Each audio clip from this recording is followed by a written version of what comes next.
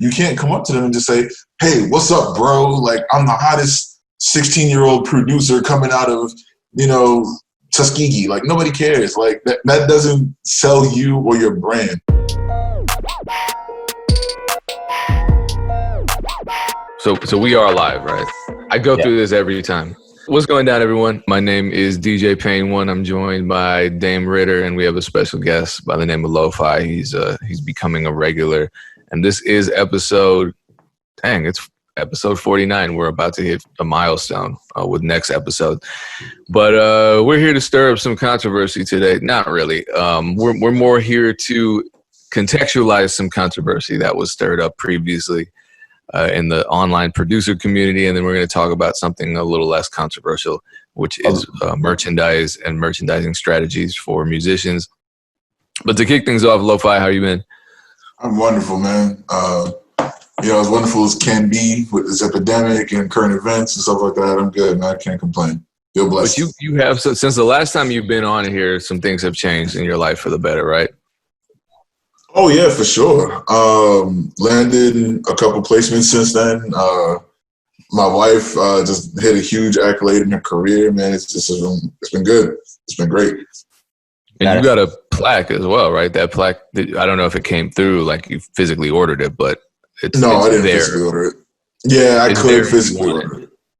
Yeah, the record went gold. That's my first single to go gold. I didn't expect it to, honestly. I didn't, not for any near future at all.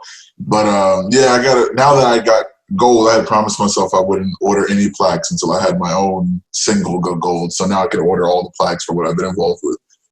Cool. So you get to spend a whole lot of money. Yeah, it's a lot of money. I'm like, man, let me chill on that. Right, so you had records go gold in the past that you've been a part of. When you say your own record, what do you mean? I mean, because I know you don't rap, or at least I don't think you rap. But no, that time is long gone. I mean, like a record, like a single that I did, like a rapper's actual single.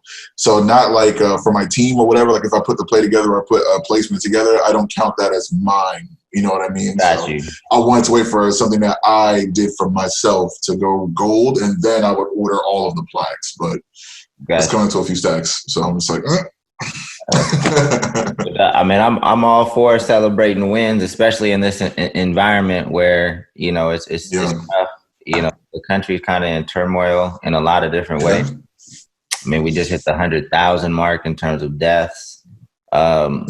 Try to bring. I mean, I know we talk about a lot of negativity and scams and stuff like this on this podcast, but we also try to, uplift and do like stuff like Share Your Win Sundays in our Facebook group and just try to celebrate success. Even the small. And that to me, that's a big win. But even the small stuff, we gotta celebrate and motivate and educate each other on, how we're doing that, so we can try to lift up the community. Yeah, for sure. You have to celebrate wins. A lot of people don't think that's important. Celebrating wins, small victories or whatever. I'm like, you have to take time to celebrate your accomplishments, frankly, because nobody else is going to. And when you hit milestones and you keep running past them, that's all work and no play. And a lot of people love that, like, on Team No Sleep, I'm all work and no play. And I'm like, you're just not living. If you, God forbid, were to die tomorrow, what would you have to say about your life? Like, what are your last thoughts through your head? Like, I lived a full life? No, I just worked the entire time. Go enjoy your life. Go celebrate. You know what I mean? Go out with people and friends and celebrate your accomplishments, man. Like, there's not a lot of people who get gold and platinum, diamond records or Grammys or whatever. Whenever you get something to be proud of, go be proud of it and take time to recognize that for yourself. You'll be a lot happier. I definitely agree. You should celebrate your wins, but just don't celebrate too long. I'm always a fan of building on your wins, because usually, a lot of wins are easy to build upon in that moment, right? Like, let's just say you just got a Grammy. Let's just say you just got what I'm saying? Like, of course, celebrate it. But maybe 6 months down the road, a year down the road, like, you're not in that moment, so it's harder to build off of. People don't care as much. So as you celebrate for sure, but don't let that celebration take too long, because that's a perfect opportunity to build on that win to get the next one. So yeah, for sure. Anyway, Pay, what we talk about today? Let's build on this tweet, which was kind of a win. Certain tweets go viral on the large scale, and then certain tweets go viral in certain communities. I would say this tweet went viral in the producer community. Producer Grind reposted it, so it got a lot of engagement and grew some legs. Twitter was where it first appeared. I didn't realize it was because of a conversation we were having privately that this came out. But I'll just read the tweet, and it's in quotes. It's obviously meant to be satire, but all satire imitates life. So you tweeted, in quotes, "Hey, bro, we've never spoke or had any interaction of any sort before, but can you do me a favor? Give me access to your contact list and send some of my stuff off to whatever opportunities you've got going on right now. Thanks in advance." It's funny. People laugh at it, but the reason people are laughing at it is because it's resonating with them. And I remember when we were talking, I'm like, this is exactly when I see this. Obviously, this seems like a really extreme satire of how people will DM people that they perceive as more successful than them, but it's not far off at all. I'll tell you, I got a DM the other day from somebody, and I can read it verbatim. It literally says, "How's it going, brother? I want to earn more income on beats. I would like my beats reposted." And I said, "Wait, do you expect me to repost all your beats so you can make more money for yourself?" And he replied, "Yes. Yes, bro."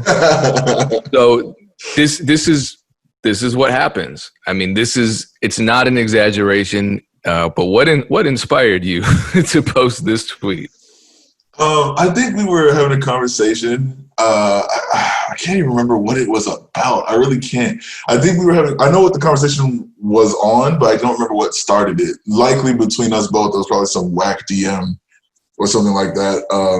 I find humor in it now. I don't take it seriously anymore. But I remember like imitating the people who were reaching out to us. Because like you said, it's not far off. Like people are like, "Yo, that's ridiculous." And I'm like, bro, this is probably every 2 to 3 days I get something very well disguised that communicates this exact point. Like, they're not going to just say like, "Hey, we've never had an interaction before."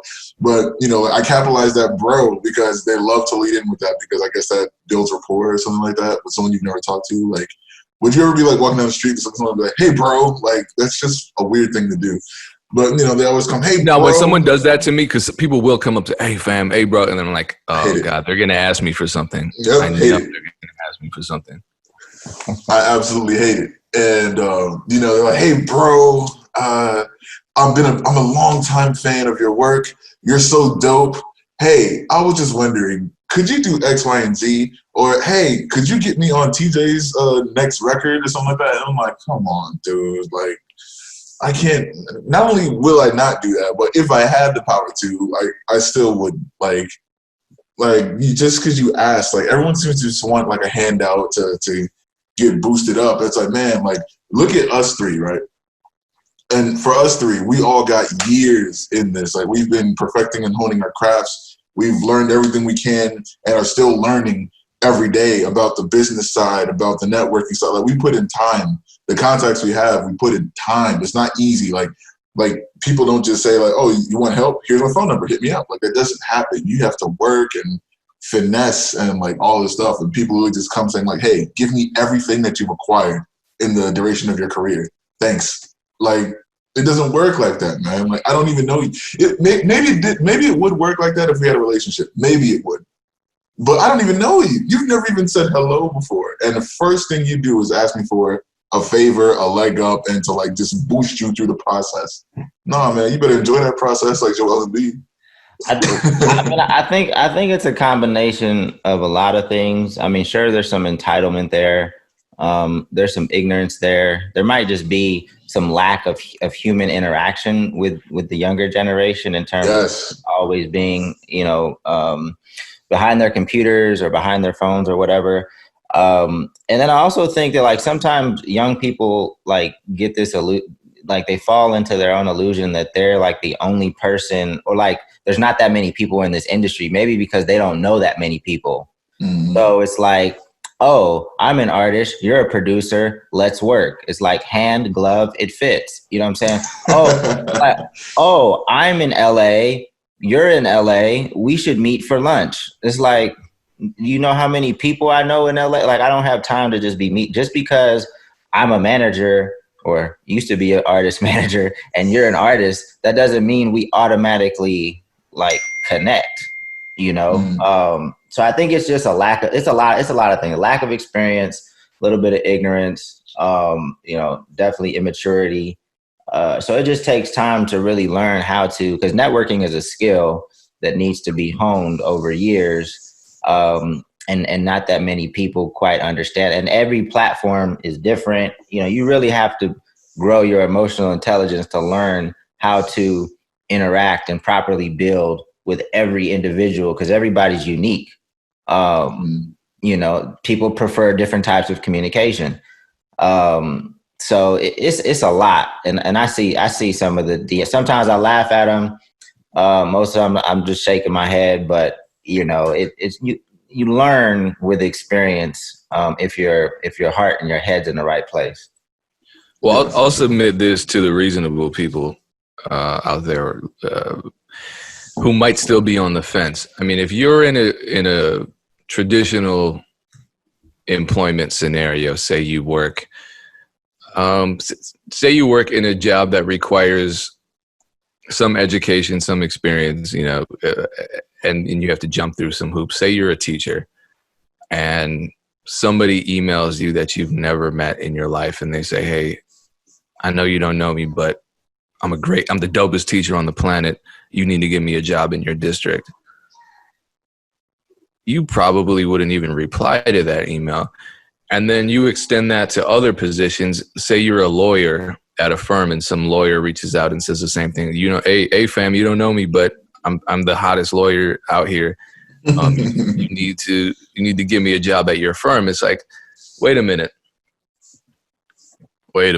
I've been in this career for a while. I've been in this field for a while. I've earned my position here, and my reputation is dependent on the opportunities that I bring to this particular district or this firm.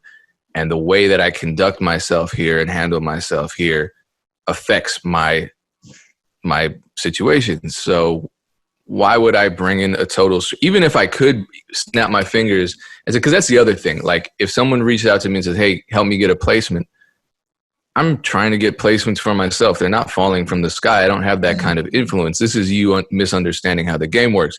So even if I could snap my fingers and, you know, get you a placement, or even if someone could snap their fingers and get you a position in a district, and it doesn't work that way. It's a lot harder than that.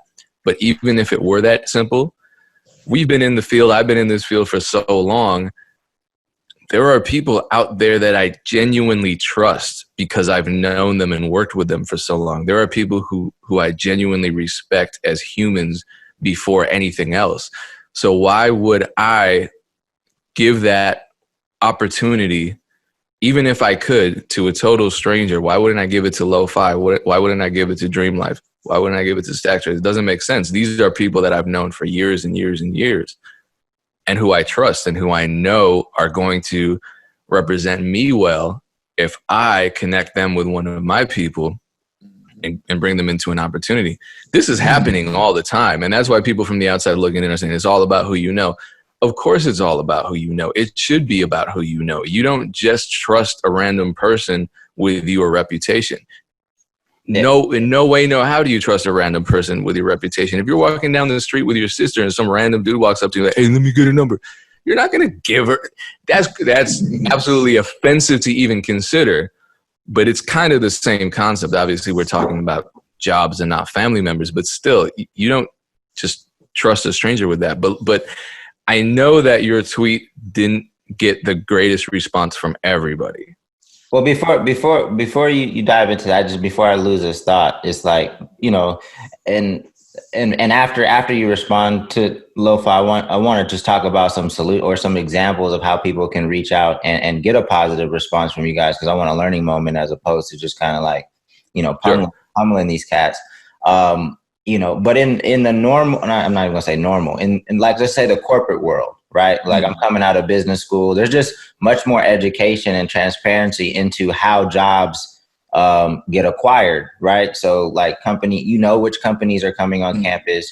You talk to recruiters, you kind of better understand the interview process. You've talked to people at the company to see what they're looking for. Like there's just more transparency in a normal like job seeking environment. And, you know, like we've talked about before, the music industry lacks this structure. It lacks this transparency. You know, so a lot of young folks don't really know like how to carry themselves. But anyway, I know I cut you out. I just didn't want to lose that thought. No, and it's a good thought because to piggyback off what you said earlier about how a lot of young people is ignorance, and people confuse ignorance and stupidity. They're very different. Ignorance is not knowing, and that's what caused you to mess up. Stupidity is you knew better, but you still did it anyway. So there's a lot of ignorance with younger producers because they lack the experience, whether it may be face-to-face contact or whether it's like they just have never been in that corporate world. Because, you know, that's the thing now, right? Is to say like, oh, I never had a job. And it's like, it kind of shows because you don't know how to conduct yourself when you walk into a room or how to approach people on a professional level. And you're wondering why everything is all good until you meet people in person. And you're wondering why you don't get that call back. And it's because like you're probably moving wrong in person. Like all that internet stuff is cool. I know everybody's clout chasing and that's cool. But when you get in a room, you can't fake it anymore. You cannot hide behind memes in person. You have to be a dope vibe. There's been countless examples of artists and producers who say like, oh, like I wanted such and such in a room just because he's a great person to be around and he's got positive energy. And that person ends up on huge records like with Kanye or something like that. Like, you know, Guap Dad 4000 says he has no idea how he ended up in the Dreamville sessions. He's just like, I was cool with a few people. They loved me and kept me around. Buddy said the same thing. Buddy was signed to Pharrell. Jesus, what was that, 2010, 2009 or something like that? And he popped up out of nowhere just because people love his vibe. And he was on the most tracks, I think, like besides the actual Dreamville artists.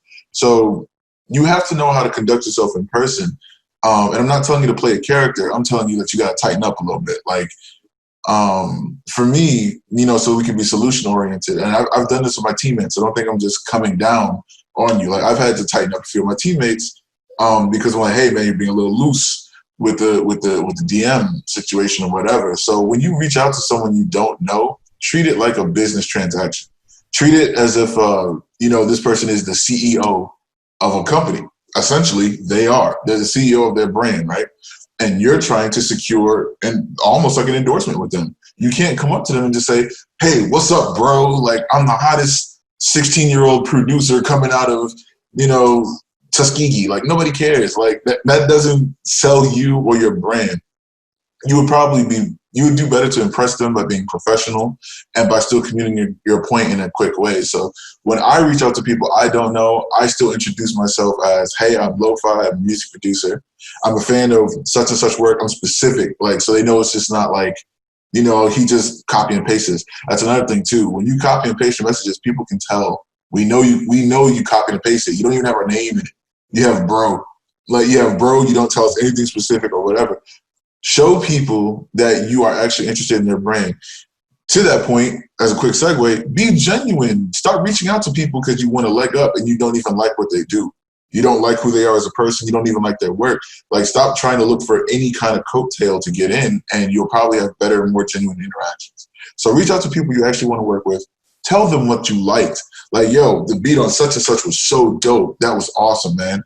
Like, are you open to working with new people on the come up? Are you open to taking a few loops if I sent them? Or I heard this beat you did and like, that wasn't crazy. That was incredible, man. Like, I have a few loops like that. Like, would you be okay if I sent it? Something like that. You will probably get a positive response every time because they know that, you know, this person actually is talking to me.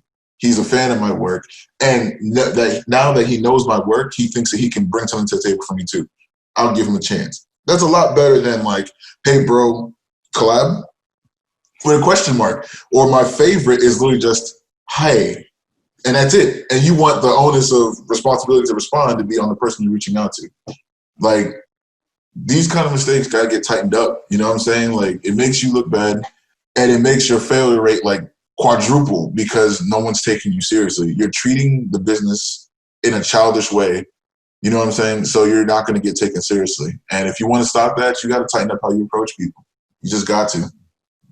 And I think it comes down to this guiding question that we should ask ourselves when we're approaching people, which is, are you trying to work with this person for a common goal, or are you trying to come up off this person? Are you trying to gain something from this person? And if you're trying to gain something from a person and that's it, well, we've just pretty much thrown the word networking out the window. We've thrown empathy out the window, and we've thrown their humanity out the window. And using people is, it's bad for a million reasons. You don't want to be used, so you have to put yourself in other people's shoes. And if you can't, that's another issue.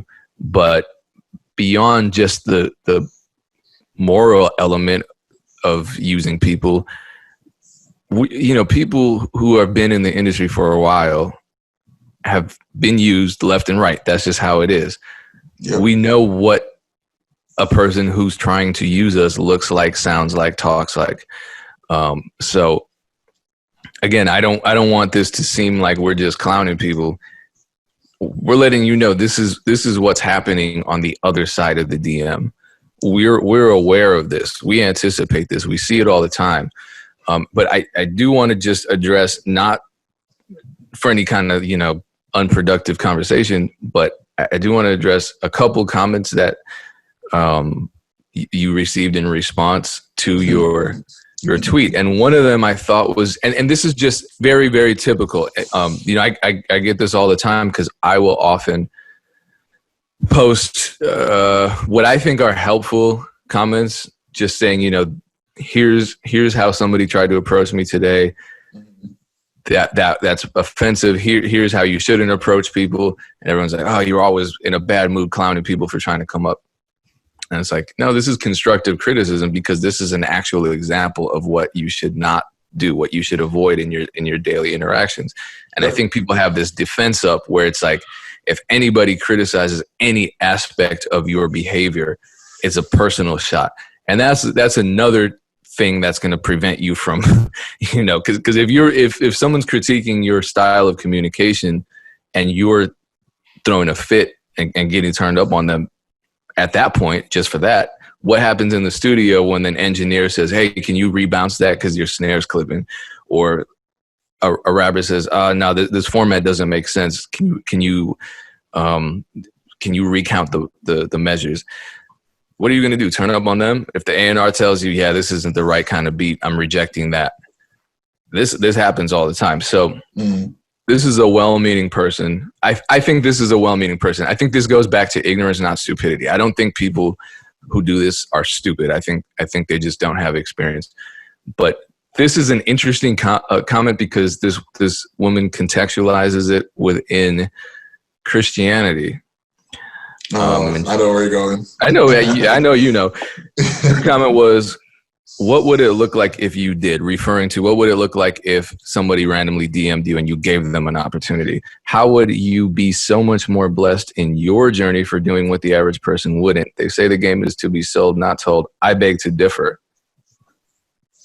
If you hoard your blessings, then you aren't making much more room to receive more blessings.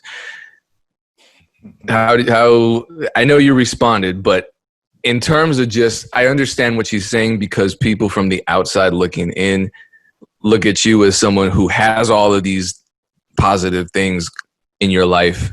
And when you post something saying in a funny kind of sardonic sort of way, stop DMing me, asking me for handouts, they interpret that as, I got mine, I'm not sharing.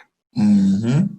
So that's from the outside looking in. And something that I try, and I know all of us try this. All of us try to erase the separation from the outside looking in, because that minimizes mistakes, that shortens the learning curve, and overall that makes all of us look better when we all do better, right? So we're all trying to do that, and sometimes it gets taken the wrong way.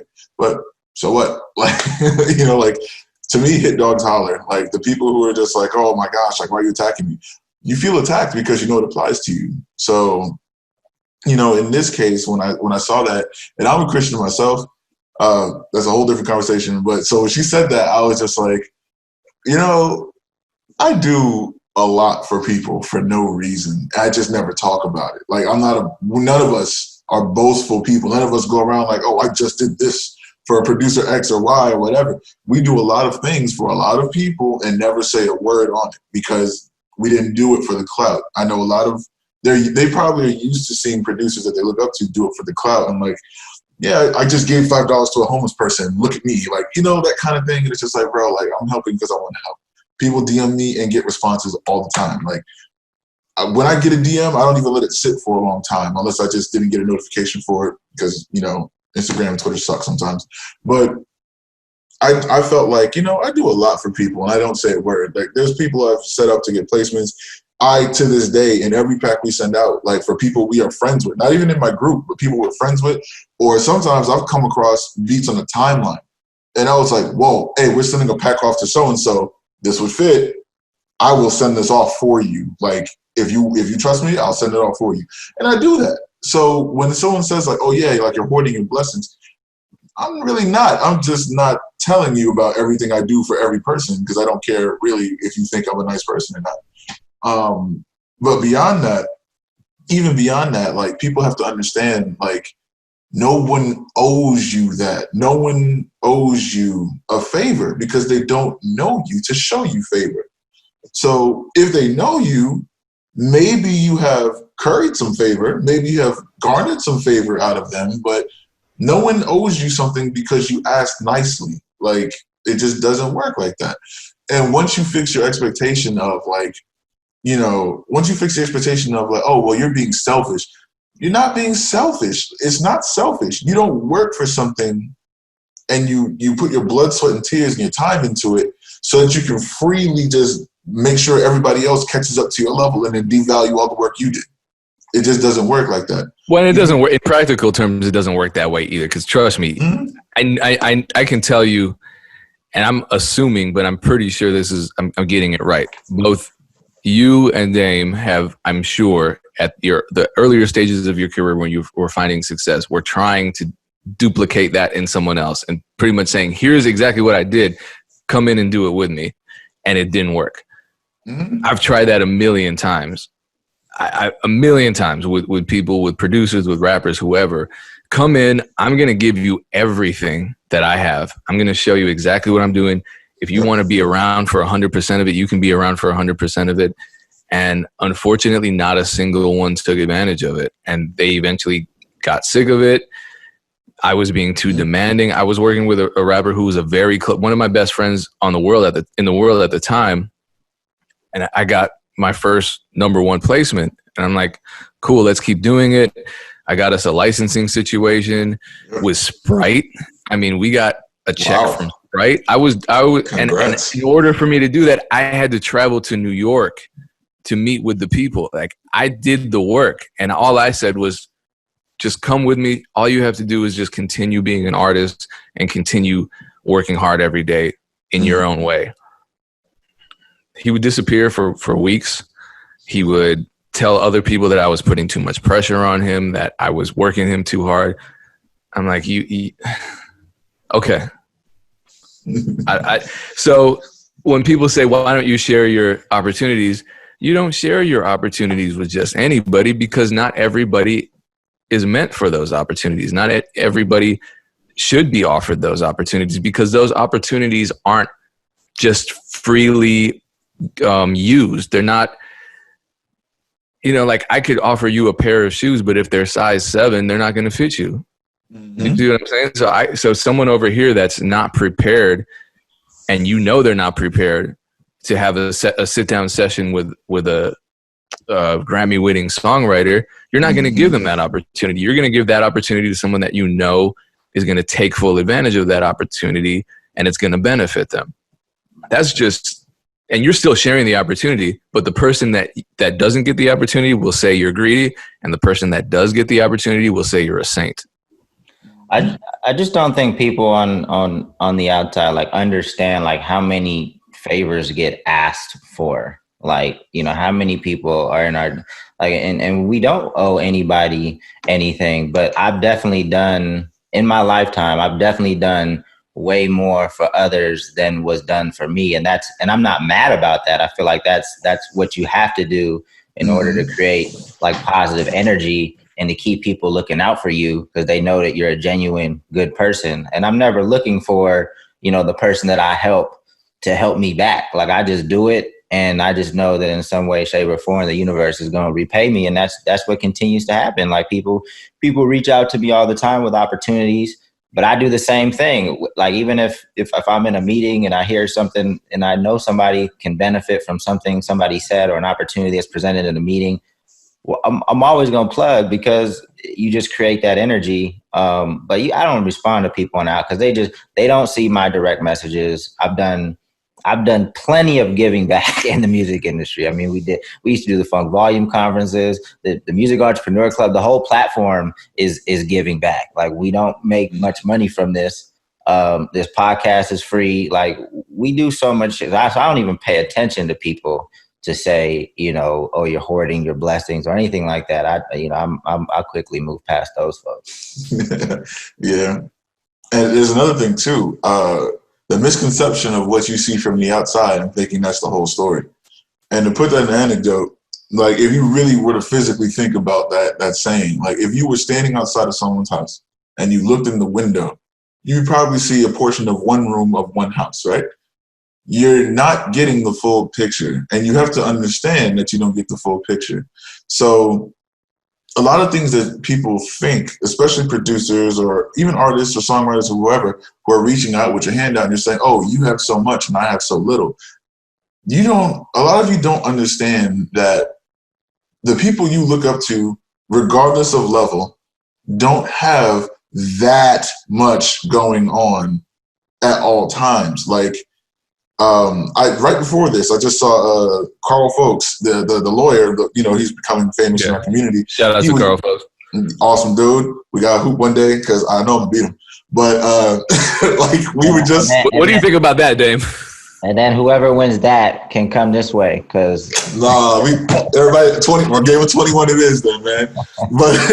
But he had just finished saying, this is minutes ago. He had just finished saying that.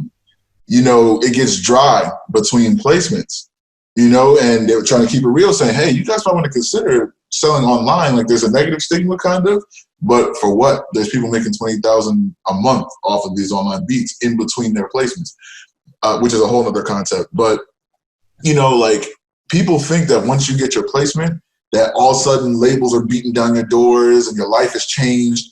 And you just made $1 million because you got 50 million streams. And they just think that all this stuff happens. And it's like, you understand, people get placements every day. And it takes months and months, if not years, to drop. And if your placement drops today, you're not getting paid on the back end for a minimum of 9 months from now for what you got today. And that's if they got it right, if your paperwork was right from day one, which is already a struggle in itself. Like, there's so many pieces that you don't understand. So when you reach out to people saying, like, oh, you have so much and I have so little, what makes you think that? Pay attention, even if you pay attention to the people that you look up to. Like, if you really listen to what they're saying, you really look at what these big producers are saying, a lot of them are telling you or hinting that something is wrong too.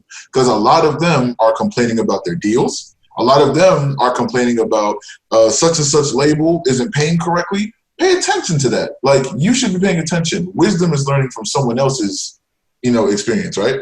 That's wisdom. So you need to be paying attention to these people.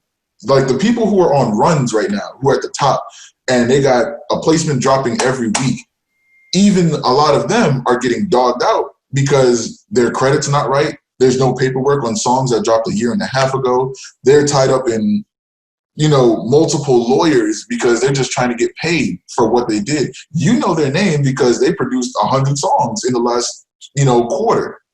But what happens when you find out that they're fighting to get paid on just one of those, when their producer fee hasn't been paid, or you don't know what they gave up to get that? Like, stop assuming that everybody who wins is suddenly like at this pinnacle where everything is going great. You have to love the music business, man. The music business is not easy. It is not for the weak. And it's a constant fight. Even when you're winning, you still have to keep fighting. And this is the ugly truth of it. Like, you have to keep fighting. As a matter of fact, I'll use myself because I just thought about it right now. Yesterday, I have to re-sign paperwork for the Lil TJ project. That song dropped just under a year ago. And I have to re-sign paperwork as of yesterday. It's already gone gold. I'm on my second royalty check from it. And I'm re-signing paperwork because something went wrong, somebody changed lawyers, and now none of it counts anymore. Like, the music business is not what you think, guys. Like, you're coming to me asking for a little TJ placement or something like that. I don't have TJs on speed dial because we did a record together. It doesn't happen like that. Just for an example, I'm using myself. So you understand when we say, like, no, I can't help you. Like, we can't. You know, Payne just said it right now where he said, like, you think that these things are raining from the sky, but I'm trying to get placements too. I'm trying to get placements for me. I'm trying to get placements for my team. We're working with DJ Payne a lot. Thank you, brother. Thank you so much because we've been making some crazy stuff with your loops, you know. But anyway. Shout out Vintage Vandals. Yes, shout out to Vintage Vandals. Much love. But, you know, we've been working together trying to get our own placements too. I can't bless you until I'm in position, right? I have to get to a very high position to be able to put blessings on other people the way I want to. And you guys assume that as soon as someone touches any kind of success, that they have that and they owe it to you to give it to you. And it's just not the case. You don't understand how hard you got to work to be put into that position. And you have to understand that you're on the outside looking in, and it looks a lot better than it actually is, man. So please give slack and some leeway to the people that you're coming down on. Not that it wears on. Well, I hope it doesn't wear on us because you should be used to it by now. But yeah, we are. Yeah, I know I'm used to it. I know you guys are used to it. But please give some leeway. Have a second thought about maybe they're not like, maybe they don't just have $1 million endorsement deals raining down from these labels like I think they do. Like, just think about it for a second. Two things. I mean, I think that some people assume just because a producer has like credits in their bio, like they like those are their best friends. Like sometimes the beats get placed just because they were emailed, and like producers never even met the artist. Like, and sometimes they're working in the room, like, and everything in between. So there's just a lot of assumption when you have your producer credits in the bio. But even with those that are finding success in today's music environment, everything's moving so fast, and there's so much music being created. You know, that success can come and go very quickly. So everybody needs to, I think, kind of just better brand themselves as a producer to try to get like a stronger foundation and hopefully, you know, have a longer lasting movement if you have more of a brand. And there's a lot that goes into that. I mean, that's probably a podcast or three in and of themselves. But yeah, I definitely agree that it's just different, you know, once you get in it, versus, you know, looking from the outside. And I'd like to explore in a future episode exactly what Dame just proposed, which is that producers who are building their brands have, you know, do they have more longevity? Do they gain more opportunities? Because there are the producers from the traditional model, which is, you know, be a producer, chase a placement. You either get it and you succeed or you don't, and you basically are in the dark. And now that's changed because we have the internet and we have what used to be a pejorative term, internet producers, right? And what do internet producers have to do to be successful? They have to create storefronts. They have to become small businesses. They're no longer looking at themselves as purely artists. So they're doing the branding, they're doing the tags, they're doing the logo design, they're doing the YouTube videos, they're doing the SEO, because all of that is part and parcel with being an internet producer. And as a result, once they start elevating their brand to the point where they have their own fans and they have steady income, now they enter the traditional music industry and start getting placements from a much better position. They have more leverage. They're not desperate for the money because they already have business coming in regularly. And there's a whole lot going on. So I'd love to talk about that in a future episode. Thanks for pointing that out, Dan. If you do talk about it, I know the perfect person that you guys got to have on. Because there's one person who pops to mind that exemplifies this more than anybody else out right now.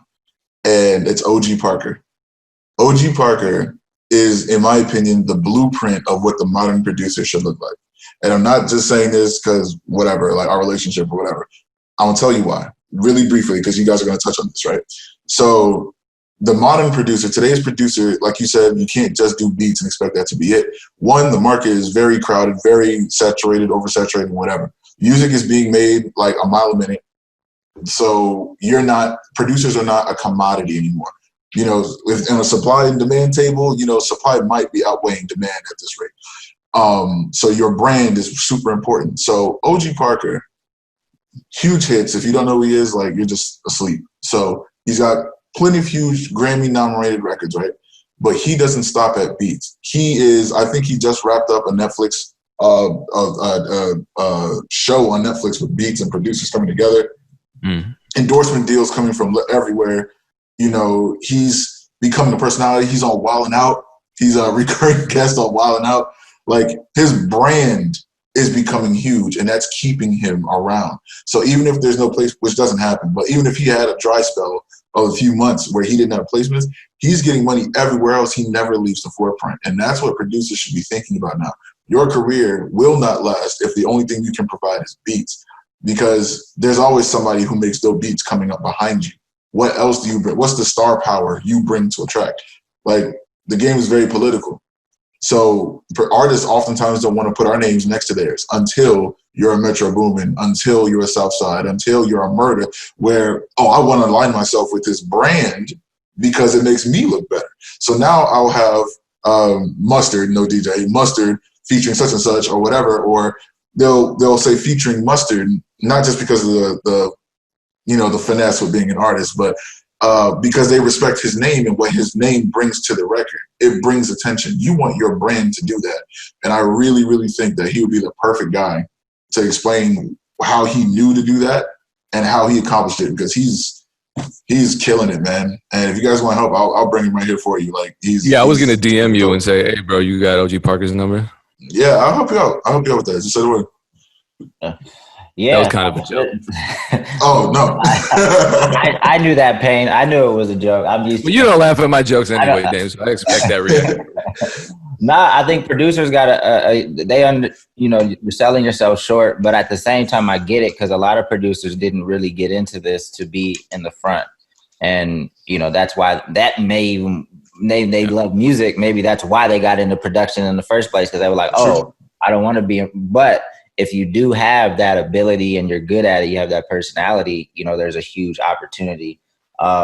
This conversation's been dope. I actually, because I actually wrote, I was writing a book. We got like 100 and some pages in, but the networking chapter, I'm probably going to just release it in chapters, because the networking section, it's probably like 15 pages of everything that we've talked about today, whether it's, being patient, being authentic, using spell check, importance of timing, remembering names. Like I cover a lot of stuff in this. I got to figure out, the best way to put it out. But hopefully, we got some changes coming up in the MEC. So I'm still going to figure out like what's the best way to put this out. But the networking ebook is definitely on the way, and I think it'll be super helpful for a lot of young people, because it touches on a lot of things and some of the strategies that I use to try to build with folks. So I don't think we have enough time to get into to the second topic, which was going to be kind of just selfishly talking about merch, because like I told you, I wanted to talk about merch to put more pressure on myself to get the MEC merch going. But maybe we'll talk about it in more detail next week. Okay, on that note, thank you, Leaux Fi, for being another one of our celebrated recurring guests and taking your time to talk with us today. And shout out to everyone who's tuning in on YouTube, Audio Mac, Spotify, Stitcher, all the podcasting platforms, Apple. I'm forgetting a lot of these. We'll catch you on the next episode. Dame's going to beat himself over merch. And episode 50, which is our milestone. And we got to do something special for 50. Yeah. You got to wear like googly eyes or something. That's what he's got to do. Hopefully something a little more special than that. I mean, that's how boring and dry my personality is. I think if I just wear like one of those big nose disguises, I've added a whole lot of flair to this podcast episode. But yeah, we'll have to talk about it. I don't know what I don't know. I'll talk in a weird voice. I don't know what to do. But we'll figure it out.